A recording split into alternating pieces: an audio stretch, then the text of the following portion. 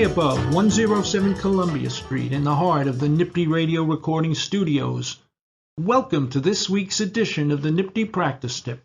The weather is beautiful, but it's also cold here in Albany. This week we're going to be discussing conduct by a defendant in an attempt to influence a witness that can result in your ability to introduce previous statements and testimony of your witness at trial on the direct case, which does not violate the defendant's right of confrontation. So let's begin. When the people establish that the defendant is responsible for a witness being unavailable to testify at trial, the defendant's right of confrontation is waived, and the people may present previous testimony or statements of that witness as direct evidence of the defendant's guilt. These previous statements are not required to have been made under oath, nor to have been made in a procedure where the defense had the opportunity to cross-examine the witness. In the context of this issue, the concept of available is not limited to being physically available. Whether the defendant has intimidated the witness with threats or acts of violence, or cajoled the witness to bring about this absence or failure to testify, a conclusion by the court that either method was used is the basis for a finding that the defendant has waived the right of confrontation. As was held in the case of People v. White, a witness who is so fearful that he or she will not testify or will testify falsely is just as unavailable as a witness who is dead or cannot be found. In view of a defendant's proven forfeiture of his right of confrontation, court properly permitted the people to introduce the victim's grand jury testimony as evidence in chief to establish the defendant's guilt, and not merely as impeachment material. To deem a testifying but recanting witness available for confrontation clause purposes, as defendant suggests, would provide witness tamperers with an incentive to induce witnesses to recant rather than to refrain from testifying at all. In the case of People v. Jernigan, the defendant used his prior relationship with the victim of the assault to convince her not to testify against him and send him to jail. The court wrote, "There was extensive direct and circumstantial evidence of defendant's wrongdoing, including phone messages that the defendant left on the victim's answering machine in which he implored her not to testify against him, and evidence that he made an additional 59 calls to her whose content could not be determined. Contrary to defendant's argument, the people were not required to prove that he made any threats. Instead, the evidence fully supported the conclusion that defendant wrongfully made use of his relationship with the victim in order to pressure her to violate her duty to testify." The use of this hearsay testimony as direct evidence is not based on the usual foundation for an exception to the rule against hearsay, which focuses on the reliability of the proffered statement. Rather, it is based on public policy to reduce or eliminate any motive that may exist for a defendant to tamper with a witness. See the case from the Court of Appeals of People v. Garachi.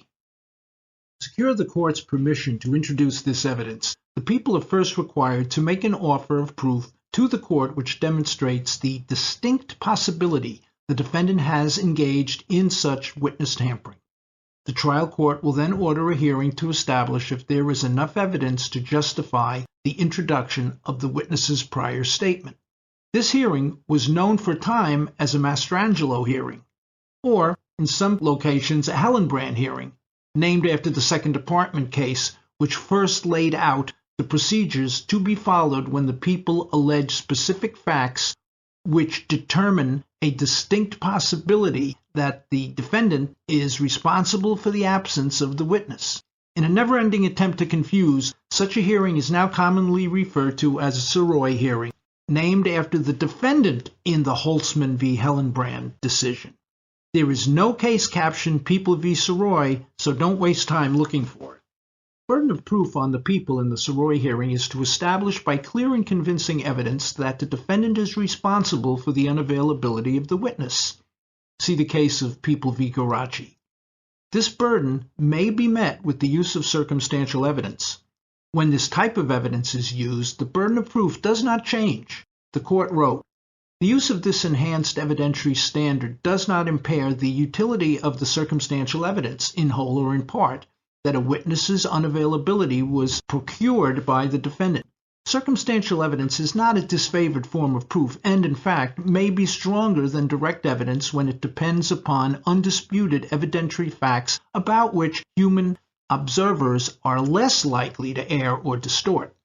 Furthermore, given the inherently surreptitious nature of witness tampering, the proponent of grand jury testimony or other hearsay evidence will often have nothing more to rely on than the circumstantial proof.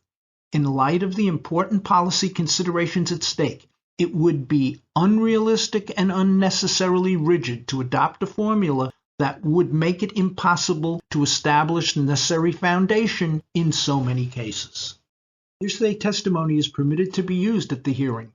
In the Garachi case, while the witness denied any pressure or threats having been made, the people presented evidence that the witness had in fact previously spoken to the police about threats as well as being given money to have him change his grand jury testimony.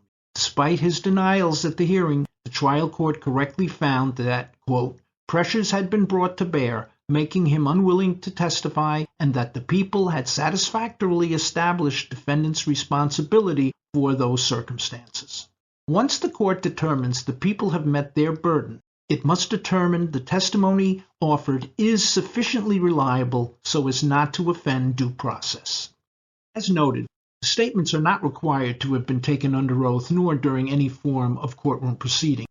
In the Cotto decision, the witness's statements had been given to police officers investigating the case, and the court wrote, although Garachi itself involved grand jury testimony, the court did not limit its reach to those particular out-of-court statements, and indeed made it clear that it applied to hearsay evidence such as the grand jury testimony. Nor would the policy objectives underlying Garachi be served by foreclosing admissibility of other reliable evidence. It is not required that the defendant be shown to be the person who directly influenced or contacted the witness. It is often the case that the defendant is incarcerated when the tampering takes place in a fashion that would preclude the defendant from being the actor. Therefore, the people are permitted to demonstrate that the defendant was responsible for or acquiesced in the conduct. The court wrote in People v. Brown, the evidence presented at the Sirois hearing and the inference that logically flowed therefrom supported the court's determination by clear and convincing evidence that an eyewitness had been threatened with death if she testified, and that the defendant was either responsible for or acquiesced in the intimidation. As a result of this intimidation, the eyewitness testified at trial but claimed total ignorance of the crime.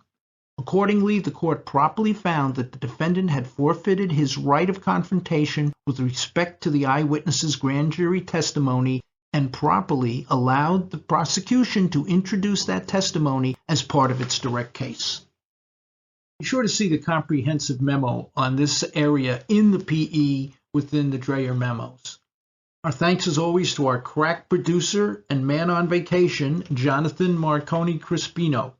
Be well and stay ready, my friends. Hey, mama, don't you treat me wrong. Come and love you, daddy, all night long.